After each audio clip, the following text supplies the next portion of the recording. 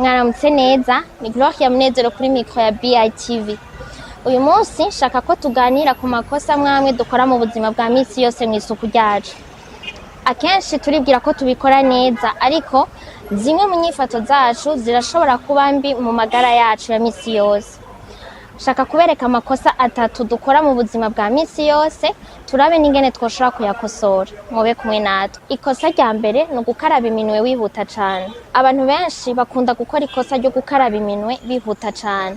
Urashobora kwibaza ko wabikoze neza, ariko ugukaraba iminwe kwiza kumara n'imiburiburi imisegonda 20. Mu gukaraba umuntu yonyukura mu kiganza, hejuru ku ntoki, hagati mu ntoki, hamwe no mu nzara. Nkuko ishirahamwe mpuzamakungu riraba ibijanye n'amagara y'abantu OMS ribivuga, ugukaraba neza iminwe bishobora kugabanya gushika ku bice 40% imigera itera ingwara zifatira ku isuku rike. Tugerageze rero tuze turakaraba neza intoki zacu, muzonshimira mu nyuma. Ikosa rya kabiri, ugukoresha agatambara kamwe gahanagura ibintu incuro nyinshi. Iyo ako gatambara gakoreshejwe incuro nyinshi gakanye, kazamwo imigera, kakazamwo n'udukoko dutera ingwara zifatira ku isuku rike. Nico gituma kugira ngo ugumane amagara meza, ni vyiza guhindura canke kwanikira ako gatambara ukoresha, ubanje kukamesa n'imiburiburi uko imisi 2 iheze. Ikosa rigira gatatu,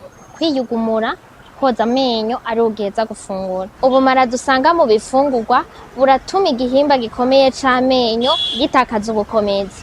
Iyo duhejeje gufungura tugaca twiyugumura ubwo nyene, bituma ico gihimba cononekara. Uburyo bworoshe bwo kuvyirinda, uhejeje gufungura rindira iminota 30 amuce wiyugumura. Izo nyifato zose zikora ibidasanzwe ku magara yacu nubwo tuzifata nk'ibisanzwe. Nawe wese wari kuratwumviriza, nahawe rero kugira ico ukoze kugira ngo ibi bintu twavuze bigira ico bigufashije. Ariko nashaka kugenda ndakubajije, nayahe makosa wahora ukora utabizi muri ibi byose twariko turavuga, ugira ico ushikirije uciye muri commentaire. Ibisigaye niba ari ryambere uravye bino biganiro vya BITV, nugire subscribe kuri channel yacu, hanyuma ugire like, wongere ugire share, no kuvuga ubipartage n'abandi niba hari ico vyagufashije.